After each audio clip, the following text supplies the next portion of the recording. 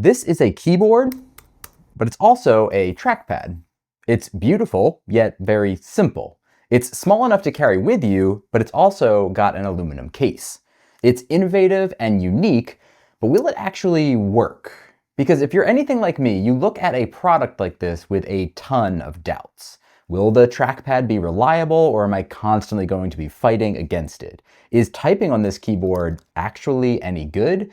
And perhaps most important of all, could I actually use this in my daily workflow? That is the level of skepticism that I entered this review with. And there's only one way that I know how to address those doubts.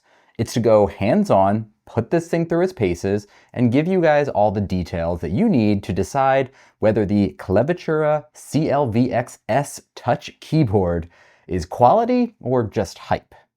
Now, if you're really plugged into the keyboard community, you might recognize this as a sequel to the Clevetura CLVX1, which was a full-size keyboard. This smaller S version is launching on Kickstarter the same week that this video is going live, and I think that this size actually makes a whole lot more sense for this type of product. Now, as a disclaimer, Clevetura sent this keyboard trackpad combo thing over to me for review, but had no say in how I covered it. I have been testing it daily for over 2 weeks now, and I do have a lot of thoughts. If you find those thoughts to be helpful, consider hitting that subscribe button, or you can check out the affiliate links in the video description if you wind up interested in one of these.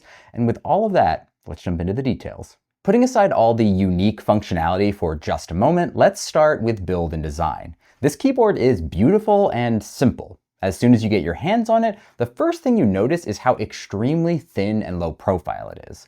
By my measurement, the front height is only about 1/4 of an inch tall, or about 6.4 millimeters, and the back height is just over 1/2 an inch, or about 14.2 millimeters.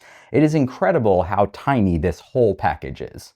The top of the case is made of plastic. The sides and bottom are made of aluminum. The aluminum is definitely on the thinner side, as there is a bit of flex to the board overall, but for the overall thickness, it still feels surprisingly sturdy. Looking around the case, on the front, you'll notice that there are right and left clicks on the top, which are used when you're in trackpad mode. More on that soon. There is also a small heart icon, which I could honestly do without personally, but I suppose it is cute. On the back is your power switch, the USB-C port, and a small cutout from the aluminum for the Bluetooth antenna. On the bottom, you'll find a bunch of rubber bumpers to help prevent sliding, and some single-stage adjustable feet. These feet take the keyboard from a very flat 1 to 2 degree typing angle up to around 6 degrees. These give you two pretty good options for typing angle. The low angle is great for ergonomics and feels pretty much identical to typing on a laptop, especially with how flat the keycaps are. Then for those who prefer it, the 6-degree angle gives you a bit more loft and feels more like you're typing on a taller keyboard. The key layout for this new small model is very similar to the Logitech MX Keys Mini for some context. The size is about the same. The function button is also on the left, which might throw some people off as it's different from a lot of other keyboards. There is a full function row, though the keys are very small. There's no navigation buttons down the right-hand side like you'll find on a typical 75% keyboard. And at the bottom, you'll find a slightly undersized set of arrow keys with a full-size left and right key, but smaller up and down. My version here is the Mac OS model, which comes in this white color. If you go with the Windows version, it comes in black, though it appears to have the same silver aluminum bottom. In terms of build quality, overall this keyboard is solid, but if you give it a really close inspection, there are a couple of things to call out. Keep in mind though, this is just for my individual unit, and I am being very nitpicky here. First, the spacebar is ever so slightly bowed if you look at it from a low angle. The right click is just slightly misaligned with the left click. And finally, there's something going on generally with the top right of my board. The USB-C port on the back is slightly off from the aluminum cutout. The plastic top case sticks up just slightly in this area, and the delete button that's right there doesn't always register a press, especially if you're pressing on the right side of the key. To level set, these are very minor details, and most of them are completely visual and don't actually impact your usage of the board in any way, other than maybe that delete key one. My unit is pre-production, like it literally has a handwritten serial number on it, So I hope that none of these will be pervasive issues. However, this is a Kickstarter from a relatively small company, so it's totally possible that you may run into a few flaws like this that you can just view as making your board unique. Moving on, let's talk about the intentionally unique feature of this board, the trackpad functionality, which they call TouchOnKeys. Now, inside of this box in the center of your keyboard is your touchpad. There is a small outline of a box printed on the keycaps themselves. Plus, when backlights are on, this area lights up white to make it even more clear visually. And when you swipe across it, you get a fun green trail to visualize your mouse movements. The touch area covers the vast majority of the keyboard area, from F2 over to F11 and all the way down to the bottom row of letters. That whole area is touch sensitive, and it's much more sophisticated than I expected when I first got my hands on this thing. Here is a perfect example. This line down the side of the board, which represents the edge of the touch area, goes through certain keys. I fully expected that an individual key would either be fully touch sensitive or fully not touch sensitive. But these keys are actually split.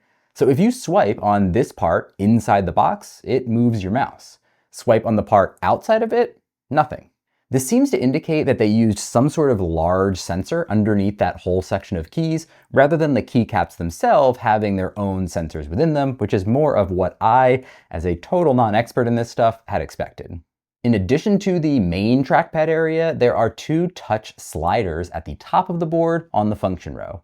By default, the left side controls the keyboard's backlighting and the right side controls system volume. However, you can adjust these to a few other options with the Clevetura software, which we'll talk about later. There is a small light on the spacebar that helps to guide your use of this board even further. If it's blue, it's in typing mode. When it's green, it is in trackpad mode. This really is the easiest way to show you how this whole thing works and why it works reliably. You can see as you're typing, the light stays blue. Even if you rest your fingers on the keys or tap the keys trying to think of what the next right word to type is, you won't have any mouse interactions. It's only once you have a clear swipe that you'll see it light up green, indicating that it's now in trackpad mode. Once you're in this trackpad mode, taps are clicks, and any touch can move your mouse as long as it's within that area. Once you're ready to go back to typing though, it's just a single press of any key to bring you back into the typing mode. I was definitely worried that I'd have all sorts of issues with moving the mouse when I was trying to type or vice versa, but in practice, it actually works surprisingly well for me at least. The trackpad works well, including support for gestures like scrolling up and down a page, though it is a little bit weird at first to use a trackpad surface that has some small gaps in it. That's an adjustment. Typing is also a decent experience, despite the keycaps being very flat and very close together. Each one of them kind of has some sacrifices because the other one is coexisting with it, but as long as you come into it with the right expectations, I don't think either one is too problematic. Even though I had a good experience right out of the box, there are a couple ways that Clevetura helps to make it work for you. There is a lock for typing, which you can activate if you don't want the swipe to work at all and you just want to focus on using this as a regular keyboard. Plus, in the Clevetura software, there's actually a sensitivity slider that determines how easily it swaps between typing and swiping modes. It goes between 1 and 9, with 1 being very highly sensitive, so it doesn't need much movement to switch back into trackpad mode, and 9 being less sensitive so that you need a more deliberate movement in order for it to switch. That way it prevents you from accidentally swiping. You can also use an adaptive intelligence feature, which analyzes your typing over a period of time and then recommends a specific level on that sliding scale. My assumption is that this is looking at sort of how confidently you are pressing down directly on a button versus if you're more free-flowing, dragging your fingers across the keys as you type. If you see this keyboard advertised as AI-powered, I believe that this is the one feature that they're referring to. Now, although I didn't notice any major issues with the default setting of 5 on that scale, it recommended a 7 for me after I went through their whole AI process, which would require slightly more movement to get the mouse going. Now, wherever it lands for you, this should hopefully be a way to eliminate one of the biggest potential usability concerns on this keyboard. Let's be more thorough though, because there are a myriad of small usability challenges that may or may not be frustrating for someone using this keyboard. I'm going to rattle through some of them in no particular order. You can tap on the trackpad to click your mouse, but you can't press it down to click like you can on many regular trackpads. This can be tough if you've got a strong muscle memory for pushing down the trackpad itself. The physical left and right click buttons at the bottom are spaced out from the touchpad area as the spacebar sits in between them. Once again, this might be a challenge if you're used to it being right below a trackpad. Depending on where you click, the physical left and right clicks can be a little on the loud side.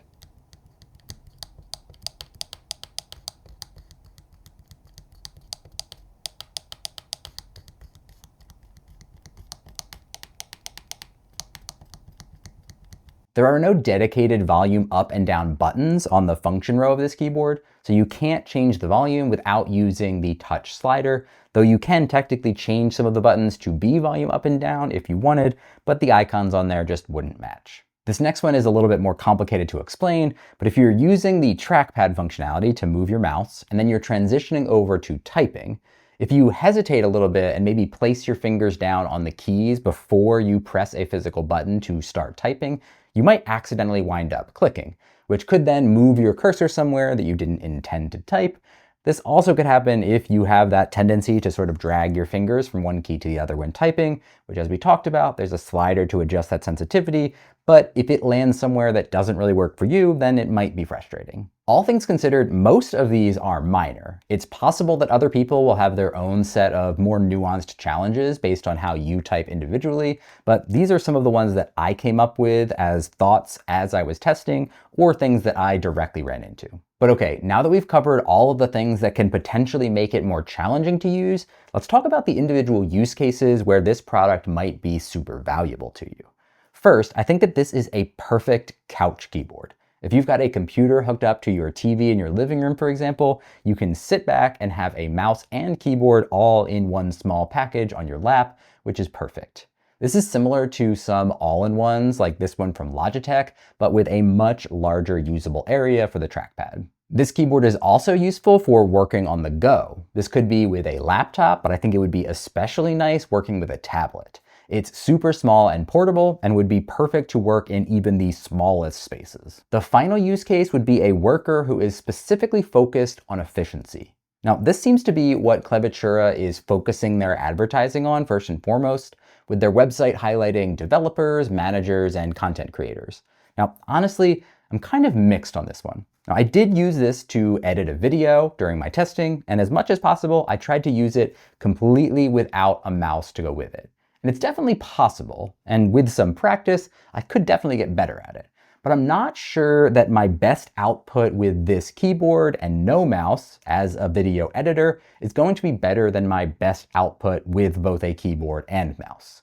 Now that's because there's just some movements that require a quickness and a precision that is much easier on a mouse and much harder to master on a trackpad like this. Changing my use case to scripting, though, is a bit of a different story. Now, I spend a lot of time writing scripts for my videos, bouncing over to a product page, doing a quick Google search for a question, and so on. For something like that, not moving my hands from the keyboard is awesome. And since none of those activities require really precise mouse movements, I'm not being held back by a lack of a mouse when I'm doing that. So for the efficiency-focused worker, I think it really depends on what you're doing, how much you rely on your mouse today, and how willing you are to learn something new. Next up is the typing experience, which takes a little bit of a backseat on this keyboard based on the impressive nature of the rest of the features like the trackpad. Nevertheless, there are ABS keycaps here, which are completely flat with very little separation between the keys. This can make typing a little bit tougher than on other boards, but is necessary in order for the trackpad functionality to work at all. The keycaps are very smooth, and your fingers do glide fairly well across them when using it as a touchpad. One thing to look out for, though, is that these are ABS material, which will likely get shiny over the long term, and in the short term, they tend to pick up fingerprints and finger oils fairly easily, which becomes visible on my white model, especially under brighter lights. Beneath those keycaps, this is a membrane keyboard, which means no mechanical switches, and instead there are little rubber domes that compress when you press down each key. There are ultra low profile scissor switches used to make the key travel smooth and consistent without too much wobble back and forth. Overall, this keyboard feels a lot like typing on a good laptop keyboard. It would be easier to type on if the keys had more spacing or some shape to them to guide your fingers, but I totally get why that isn't possible here. From a sound perspective, this keyboard is nice and quiet with a basic plastic clicky sound that's caused by those plastic scissor mechanisms. Overall, this is a lot like other ultra-low profile keyboards like the MX keys, and it would totally be acceptable in an office environment. Here is a demo of the sound.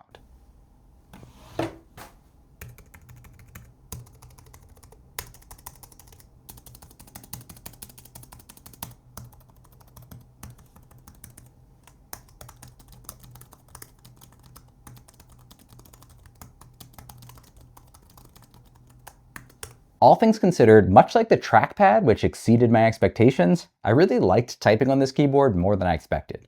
The sound is pretty pleasant. The only exception to that is the spacebar, which has some understandable rattle to it, especially if you tap hard. I didn't get a chance to test out the original version of this keyboard to be able to tell you whether it was the same typing experience or if they've changed it in any way.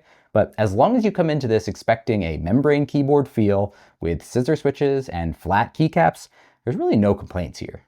For connectivity, you can choose between using a wired mode and 3 Bluetooth connections. You can jump between these different connections by using the dedicated buttons on the function row, F1 for wired, F2 through 4 for Bluetooth. The only common connectivity type that's missing here is a 2.4 gig USB receiver, which is not present. As mentioned earlier, they do differentiate operating system compatibility with your purchase. This white model is specifically designed for Mac OS with Mac keycaps on the bottom, and the black version is made for Windows with Windows keycaps on the bottom. I did try connecting this Mac board to a Windows PC though, and it does connect just fine. I was also surprised that it automatically used the correct key locations for the Windows and Alt keys, since these often have to be swapped on other keyboards by changing a toggle somewhere between a Windows mode and a Mac mode. The trackpad worked as well, including scrolling. I did not fully test all of the compatibility though, so there may still be some gotchas if you try using your device for the unintended operating system.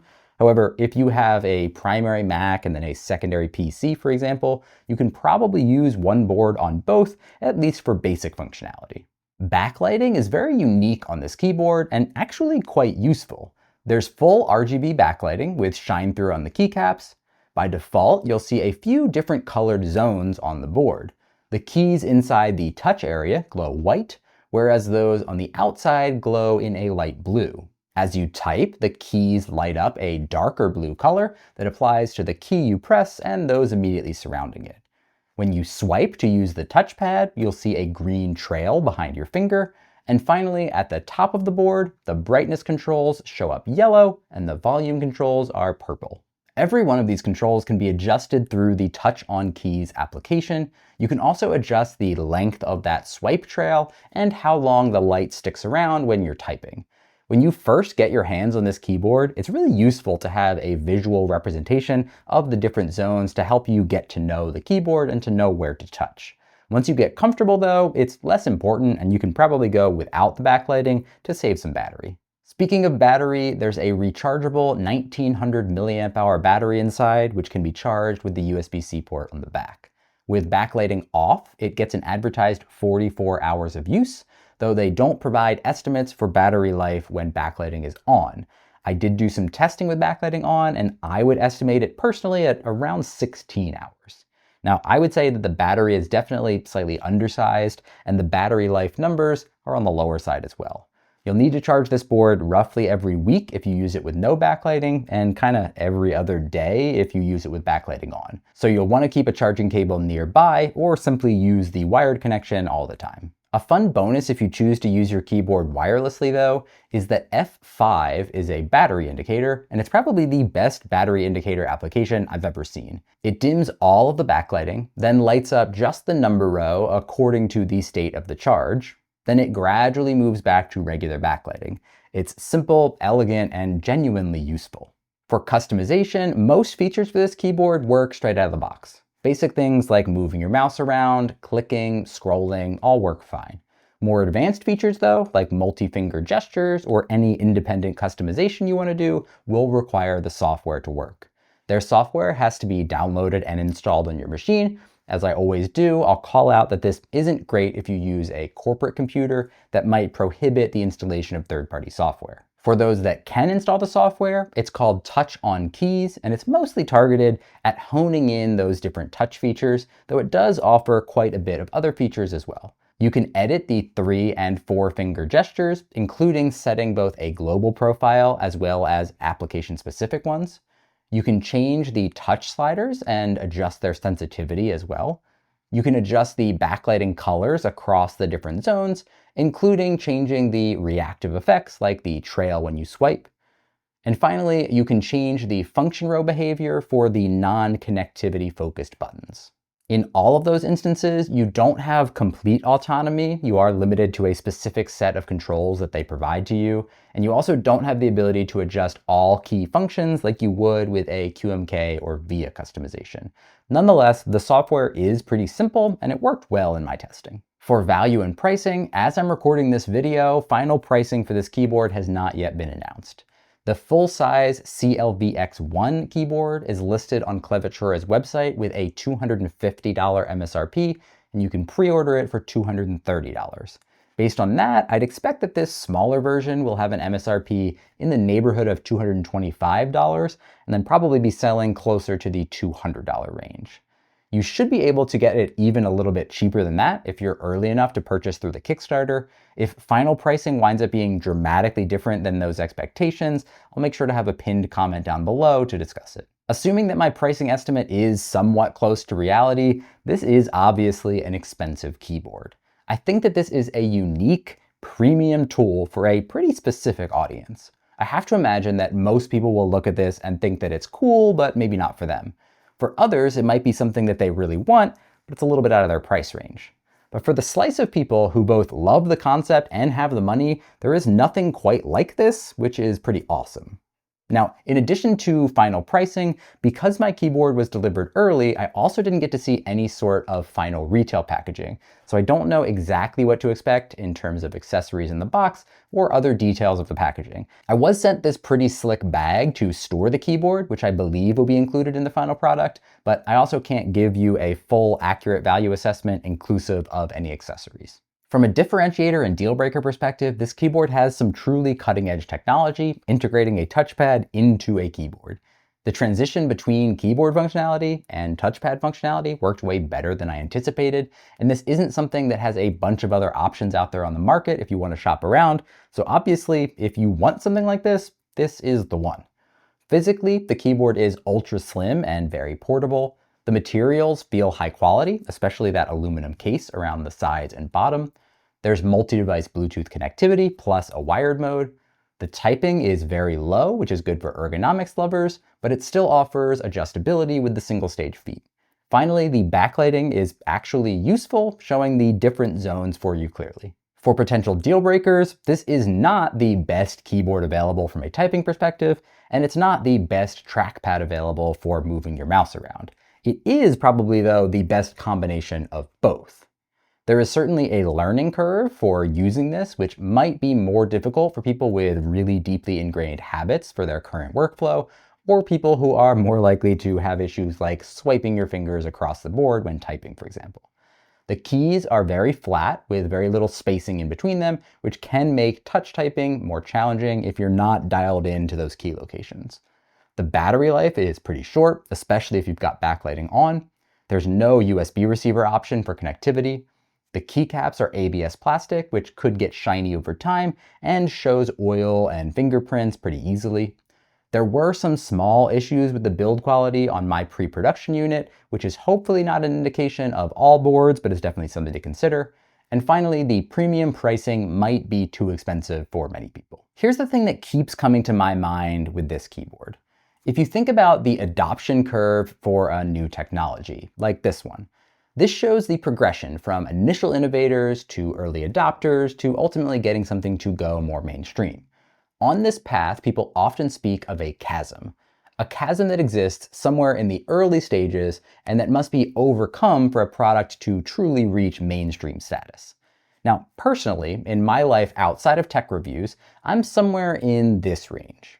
I'm definitely on the earlier side, but I like things that work. I'm not a tinkerer who loves getting the cutting edge innovations and then dealing with all the bugs that come with that.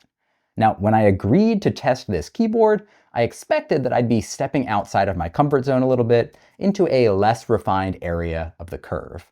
But shockingly, I think that expectation was largely wrong. This product was way more polished than I expected. It's still new and could totally have bugs that you encounter, so don't expect perfection. But the experience that I had reviewing this board was genuinely impressive. It's not going to be for everyone, and I think it's going to be tough to get this product to cross that chasm into the mainstream for sort of two big reasons. First, we've got such ingrained habits around using keyboards and mice that I think it's going to be hard to break. And second, the doubts that I had before I got this thing are going to be carried by a lot of other people as well who aren't going to have the luxury of having a first-hand experience like me. Now, I don't want to say that all of those doubts are misplaced, but if you're on the fence and money is not the concern, I think that this keyboard is what it says it is, and you're likely to be happy with the result as long as you come into it with the right expectations. Thank you so much for watching this video. Subscribe if you found this whole thing useful, and I'll see you in the next one.